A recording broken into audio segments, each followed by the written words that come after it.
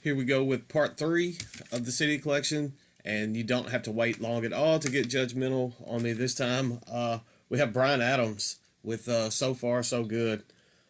I got this in a bulk lot of albums that came in. I kept some of the stuff and stole the cases off of some of it and rehomed some of the stuff. And this is one that I actually held on to. No, it's not something that I'm going to listen to every single day. But for what it was, I did enjoy this album, and I decided to hang on to it.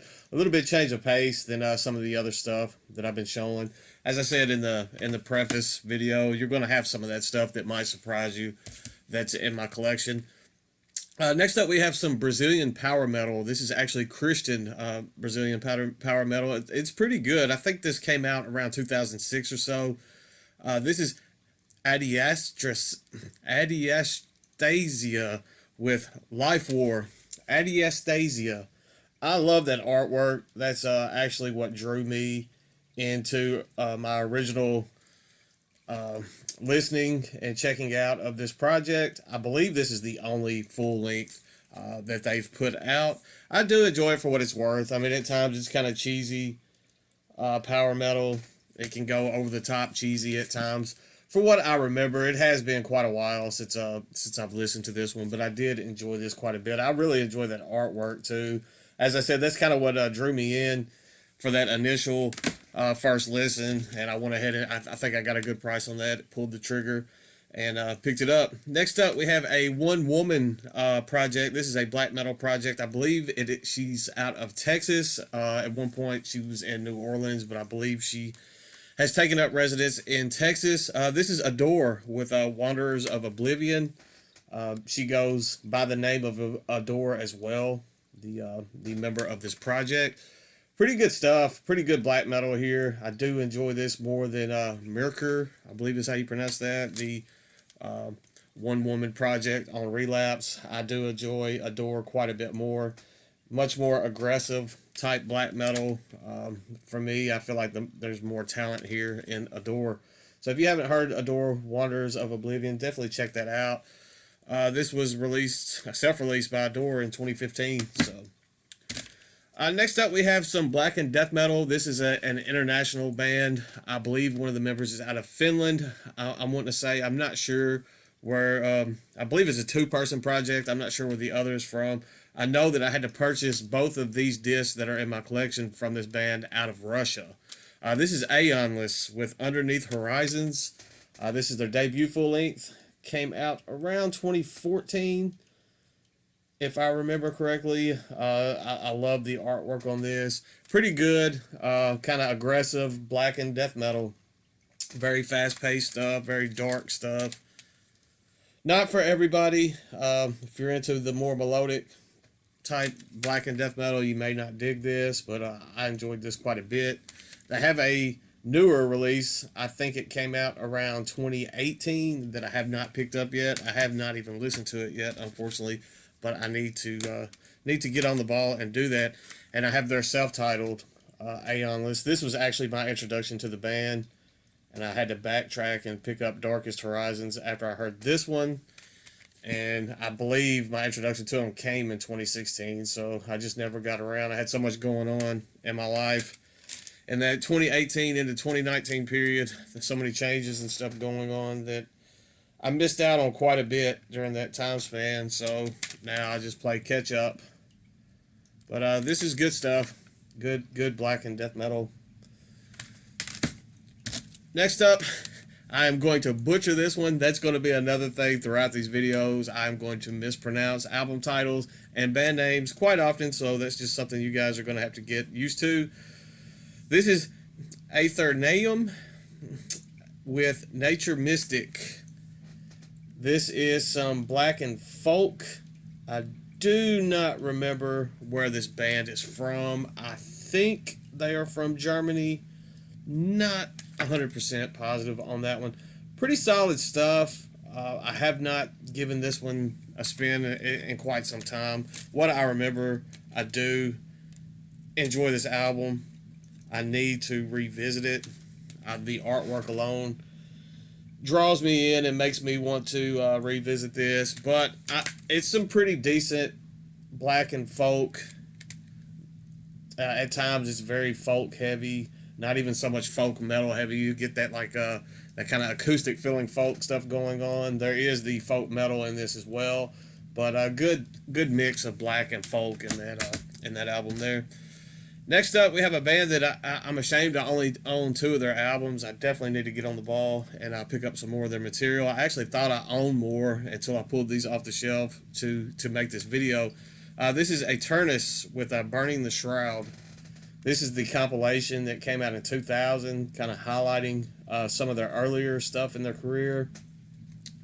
This has a mix of when they were a bit more blackened sounding before they jumped into more of the straightforward death metal sound that they're pretty prevalent in today. But this one's pretty good. As I said, it's just a mix of some of their earlier albums, some stuff off of their earlier material, and pretty good stuff. I need to pick up some of those earlier albums.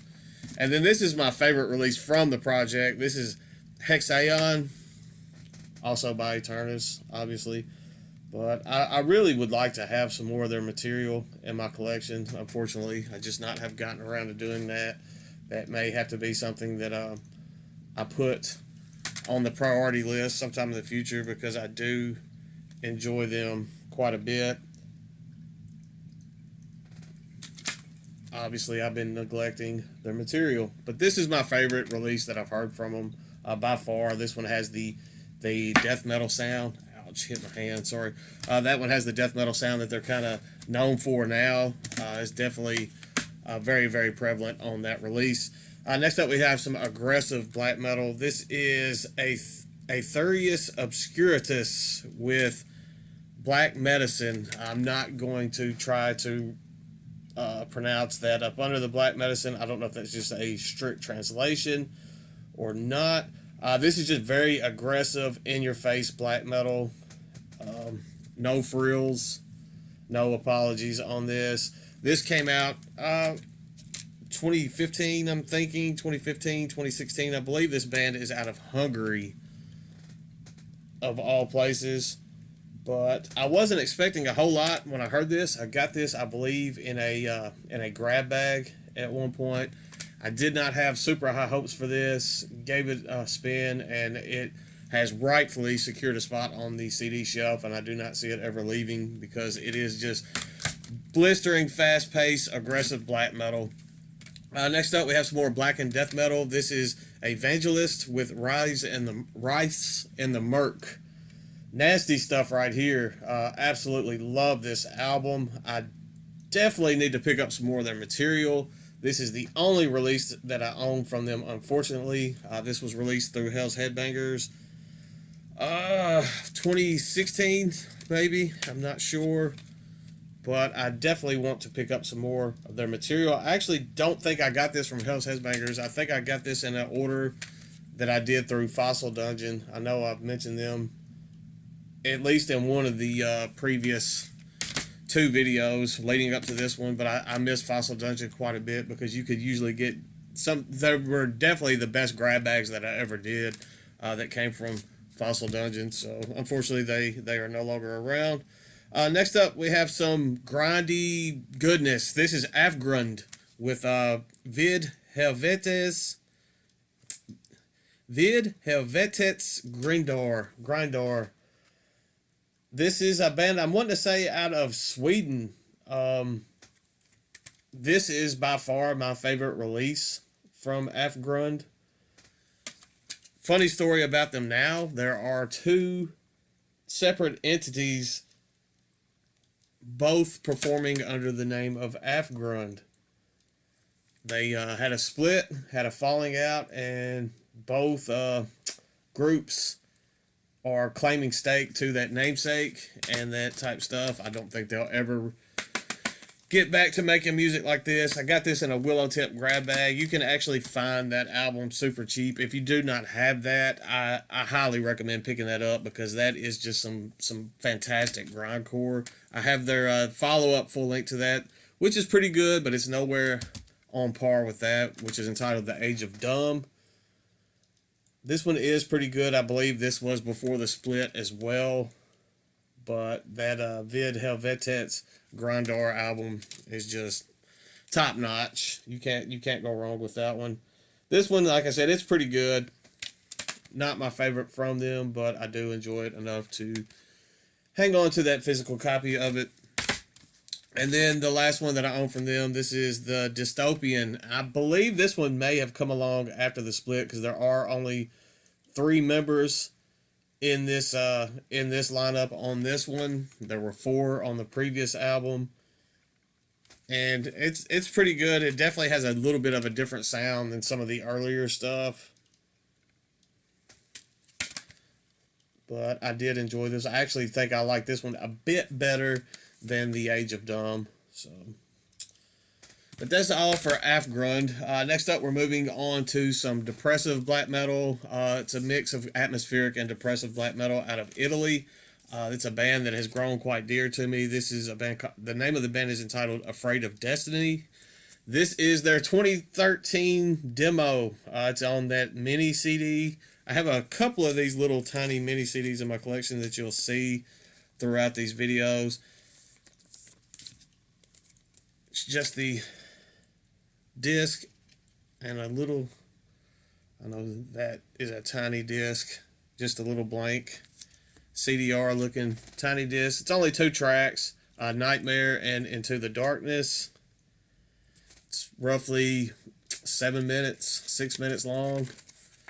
And it has just the little lineup. Pretty good for what it's worth. I mean, it's not much, but it gives you an insight, I guess, of where the band came from and where they were headed. You definitely get that feeling from that. It was limited to 100 copies on that, so I am thankful to have that in the collection. This is their first full length entitled Tears of Solitude. This one leans a lot more to the depressive side of black metal.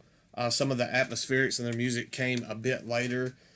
This one definitely focuses more on being depressive black metal. It is very good. I don't know if you heard that or not. My stomach just growled really loud. Hopefully it wasn't loud enough that it came across on the camera. But yeah, this is Afraid of Destiny. Amazing, depressive, atmospheric black metal. I said that one is a bit more to the depressive side of things. Next up is their follow-up EP to that. This one is Hatred Towards Myself. I adore this release. I love this release. The version of Hatred Towards Myself that is on this EP is phenomenal. It is my favorite version of that track. I apologize if you hear my dogs barking. I believe the mailman or mailwoman, whichever is the one delivering today, just pulled up, so hopefully I have some packages being delivered today, and that will be some other videos coming in the very near future. I actually get kind of disappointed when I do not get mail. I get mad sometimes at the mail if I don't get any packages in the mail.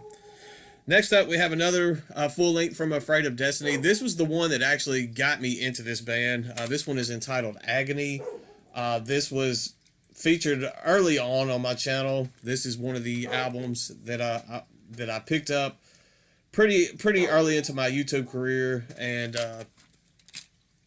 focused on and highlighted quite a bit. The band actually reached out to me. That's how I got the previous material with that demo after I made the video for Agony. Very appreciative of that. So Agony is amazing. That was released on Raised Soul Productions. Don't hear much from Raised Soul anymore. And then we have their latest full length, which is entitled Size.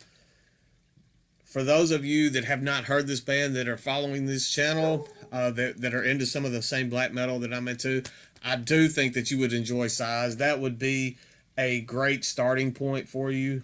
This one has picked up stellar reviews along the way, and it would be a good entry point for you in the band. I personally would start with this one and work my way backwards through their discography.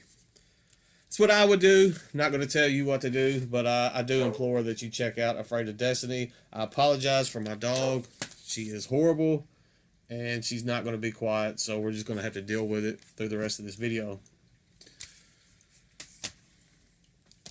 Next up, we have Afsky or Afsky. I'm not sure how to pronounce that with Sorg.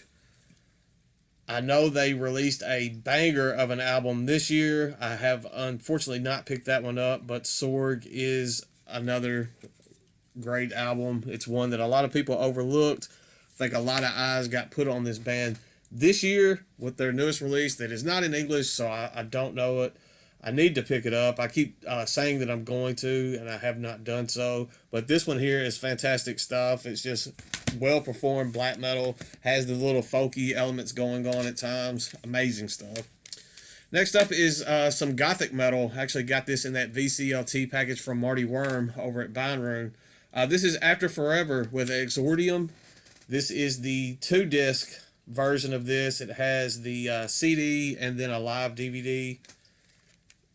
I think it's a live DVD.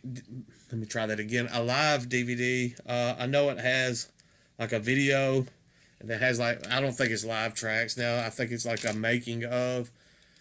Weird thing about this one is it's the 2-disc, but they're both stuck in the tray in one tray. So I'm not a fan of that. I don't know. It's probably been changed out over the years. Jewel cases are very easy to bust and destroy. Pretty good little EP there from After Forever.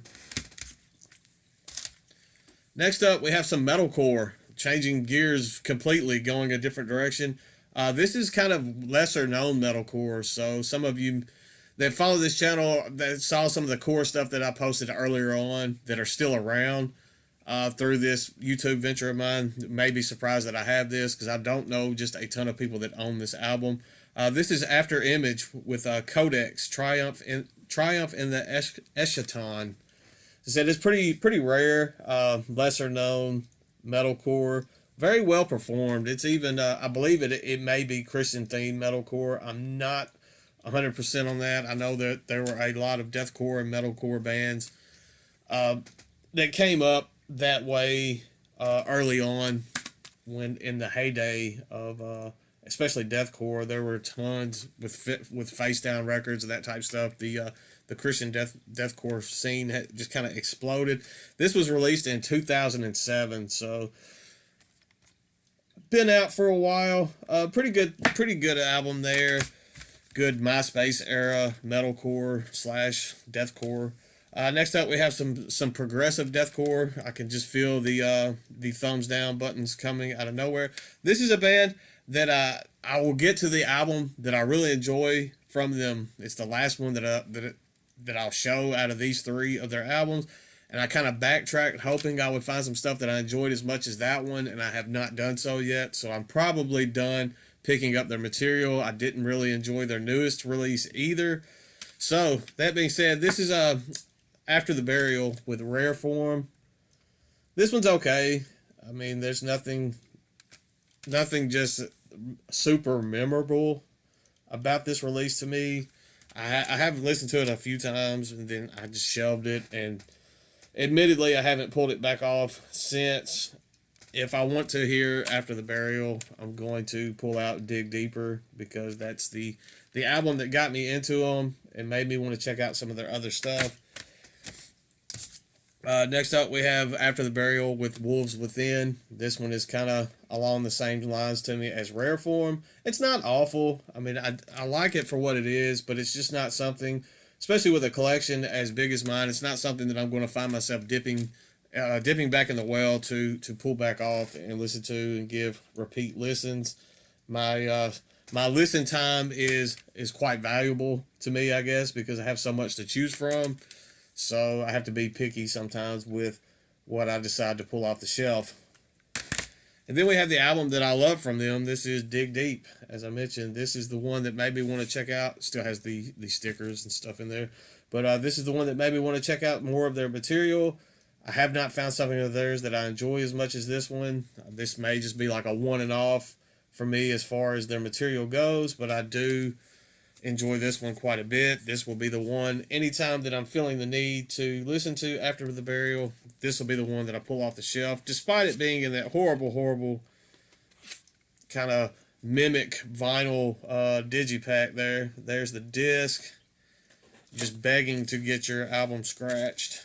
But it is what it is. But there's After the Burial with Dig Deep. That is by far my favorite release from them. I think the newest was entitled Evergreen or something like that. I wasn't huge on that one either. Next up, and all of these albums that will wrap up this video are by the same band. This is Agalloch with Pale Folklore. I mean, I can't say anything about Agalloch in this video that has not been said before.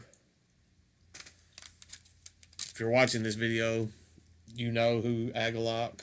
I know I've heard him called Agalloch. I've heard him called different things. I call him Agalloch, so if that bothers you, I apologize, but that's just my personal, that's how I feel that it's pronounced. So.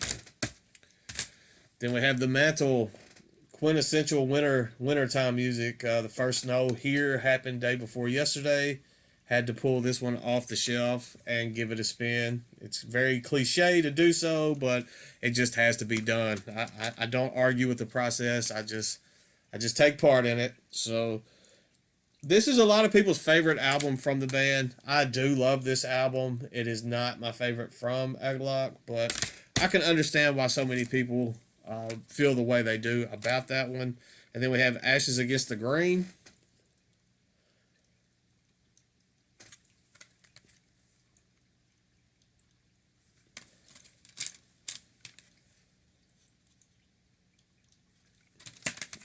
This band was single-handedly responsible for spearheading a lot of people into that big atmospheric black metal movement, that atmospheric doom metal.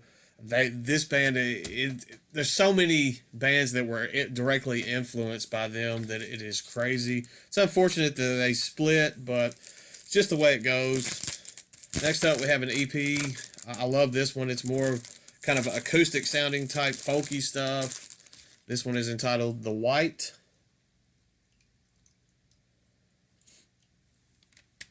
I do love this one.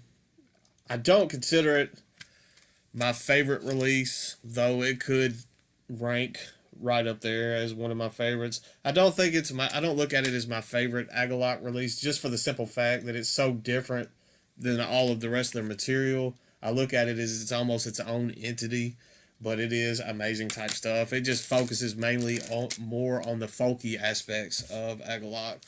Next up, we have what is probably my favorite release from them. I know a lot of people didn't much care for the last two, but I loved this one. This was Marrow of the Spirit. And for me, I think this is actually my favorite release from them. I've spent countless amounts of time spinning this album. This is actually the second time that I bought this. I had it once, played it, set it out on my desk, left it on my coffee table, and my dog chewed it up, and I was very upset and had to order another copy. And then last but not least, we have The Serpent and the Sphere. This is another one that a lot of people kind of frowned on, but I dug it. As you can see, it's got a lot of shelf wear. You can tell that it's been put through heavy use. But I enjoyed their last couple of releases, possibly more than their earlier stuff, which is a very uncommon, frowned upon opinion to have, but that's my opinion. So, but that's all for number 3. I should have number 4 up soon. I hope you guys are enjoying this. Stay classy, all that good stuff.